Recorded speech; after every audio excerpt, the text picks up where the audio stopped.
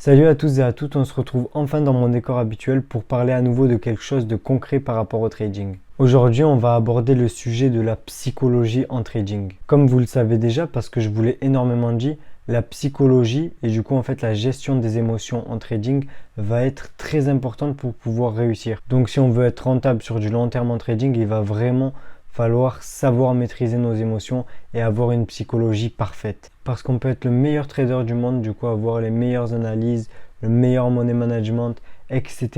Mais à cause d'une mauvaise gestion des émotions, on peut quand même perdre de l'argent. Aujourd'hui, on va essayer de voir les 5 plus grandes émotions qui peuvent nous faire perdre de l'argent en trading. On se retrouve après l'introduction pour voir c'est quoi ces 5 émotions et comment bien les gérer. C'est parti.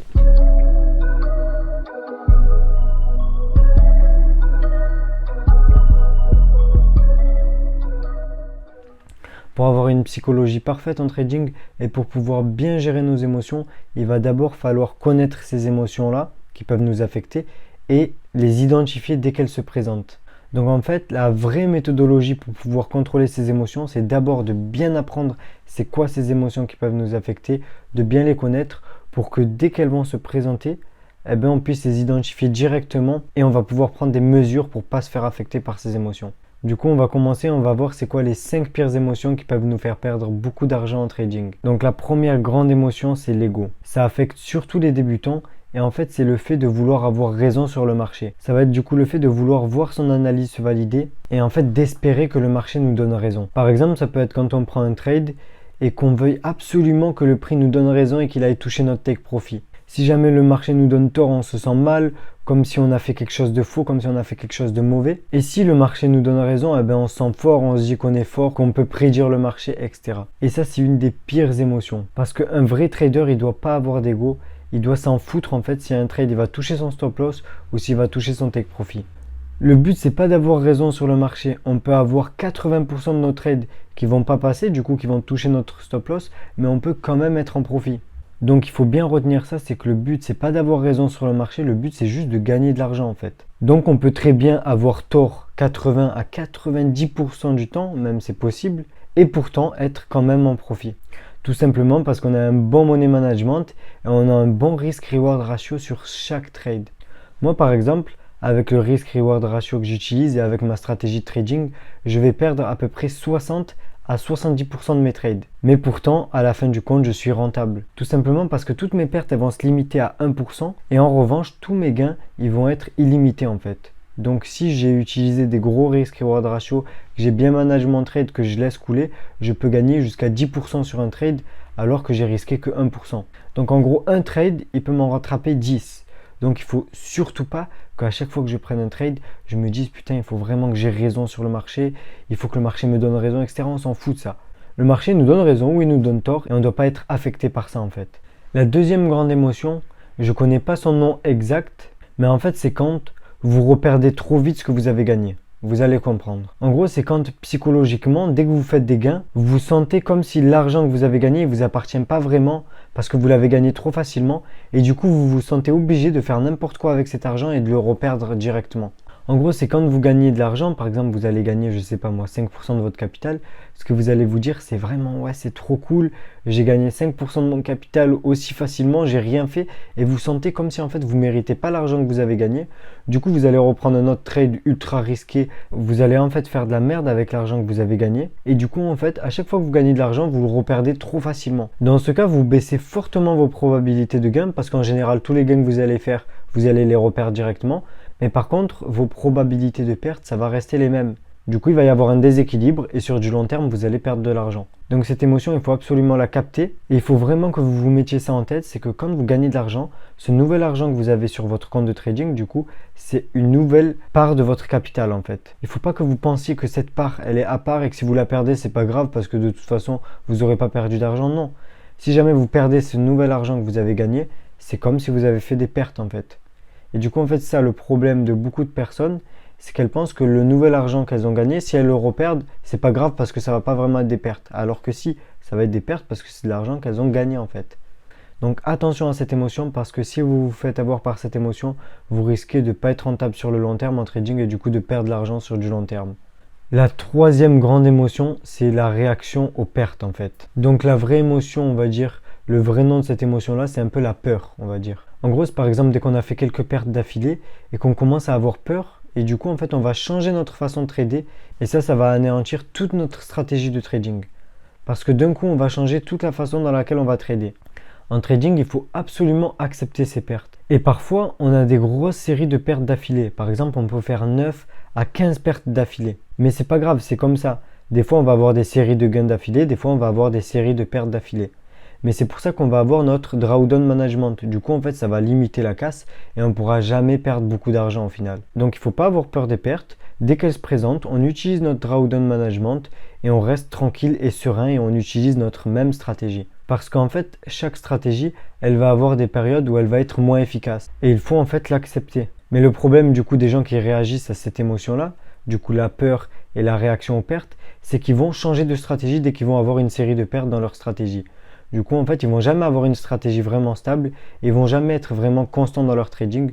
Du coup, en fait, ça va trop varier, ça va être vraiment être n'importe quoi. Ça va pas être assez professionnel au final.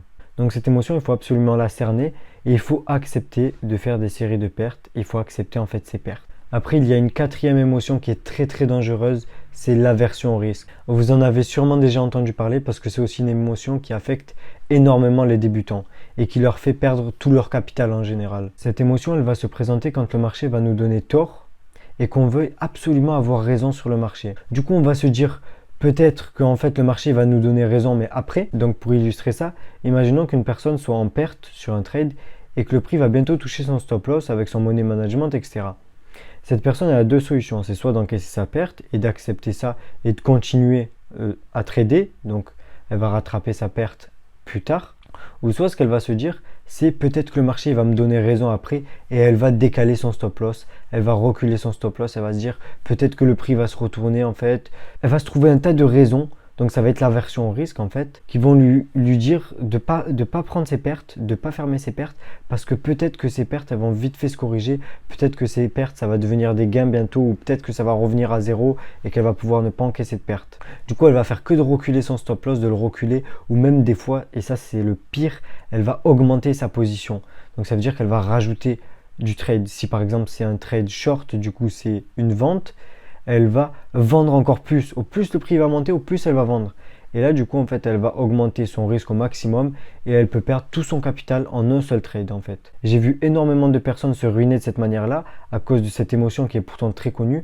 Donc, faites vraiment attention de ne pas tomber dans le piège de cette émotion-là. Parce que si vous tombez dans le piège de cette émotion, vous pouvez vous ruiner, en fait. Et au plus vous faites de pertes en trading, au plus après, ça va être compliqué de rattraper ces pertes. La cinquième et la dernière grande émotion en trading, ça va être, on va dire, la surconfiance. Cette émotion, en général, elle se présente après une série de gains et c'est quand le trader, en fait, il va devenir trop confiant. Il va avoir beaucoup de gains d'affilée, du coup, il va penser qu'il a trouvé une technique magique, qu'il est devenu trop fort et il va faire n'importe quoi, en fait. Il va augmenter son exposition au risque. Du coup, par exemple, imaginons qu'il était à 1%, il va passer son risque d'un coup comme ça à 5% de son capital et il va trader de cette manière-là. Ça risque peut-être de marcher dans les premiers trades.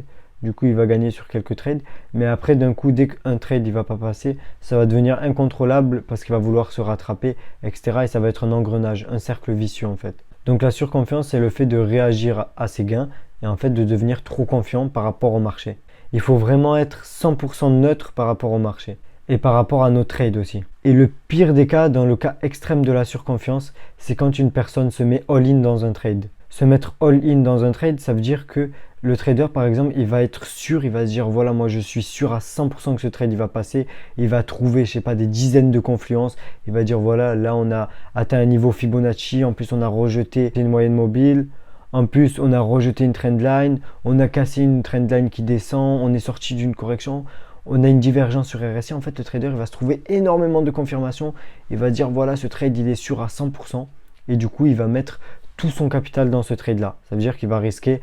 Bon, pour moi, un all-in, c'est plus de 50% de son capital. Quand on risque plus de 50% de son capital, ça veut dire qu'on est all-in dans un trade, en fait. Ça veut dire qu'on est à 100% dedans. Et en général, c'est le trade qui ne va pas passer et du coup qui va ruiner la personne. Donc jamais de all-in, même quand vous êtes sûr à 90% qu'un trade il va passer, même si vous êtes sûr à 100% qu'un trade il va passer, respectez toujours votre money management et votre risk management. Si vous devez risquer 1% à ce moment-là, parce que vous n'êtes pas dans votre draw up, alors vous allez risquer 1%. Même si vous êtes sûr à 90%, même à 100%, que le trade va passer. Donc vous l'aurez bien compris, là ce que je viens de vous présenter, c'est les 5 plus grandes émotions, en fait les pires émotions qui peuvent nous affecter en trading. Et pourquoi je vous les ai vraiment présentées, je vous les ai vraiment détaillées, parce que en fait en les connaissant, ça peut nous éviter de tomber dedans. C'est ça la seule technique, parce que vous allez sûrement me demander en commentaire, mais Idriss, comment est-ce qu'on fait pour éviter de tomber dans le piège de ces émotions? Comment est-ce qu'on fait pour contrôler ces émotions? En vrai, la seule technique pour éviter de tomber dans le piège des émotions, c'est juste de les identifier au moment où elles vont se présenter et de tout simplement pas tomber dans le piège. Voilà, si jamais la vidéo vous a plu et que vous pensez que ça va vous éviter de perdre énormément d'argent, mettez-moi un gros pouce bleu. Et surtout, n'oubliez pas de vous abonner, d'activer la cloche de notification juste en bas pour ne pas manquer les prochaines vidéos. Sur ce, si vous êtes abonné, on se retrouve dans la prochaine vidéo.